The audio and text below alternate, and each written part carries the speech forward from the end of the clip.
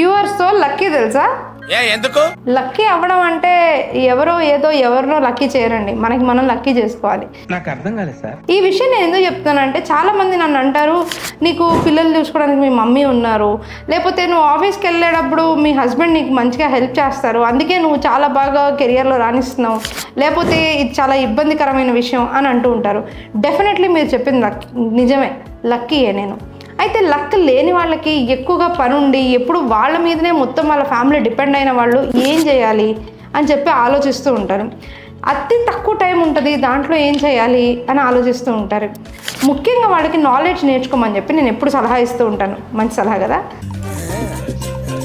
ఈ నాలెడ్జ్ ఎందుకు ఇంపార్టెంట్ అంటే, దేంట్లో ఇంపార్టెంట్ అంటే మనకి ఈజీగా చేయగలిగింది, మనకి ఈజీగా అర్థమయ్యే విషయంలో తీసుకొని దాన్ని మనము ఫ్రీలాన్సింగ్ ఆపర్చునిటీ కింద మార్చుకుంటే ఎలా ఉంటుంది, దానికి డిజిటల్ మార్కెటింగ్ తోడైతే ఇంకెలా ఉంటుంది ఆలోచించి చూడండి. బాగా చెప్పాను కదా, బాగుందనా? అదే అనమాట. సో డిజినోమాడ్ అనే ఈ పేజ్లో నేను అలాంటి డిజిటల్ మార్కెటింగ్ టిప్స్ ఇస్తూ ఉంటాను.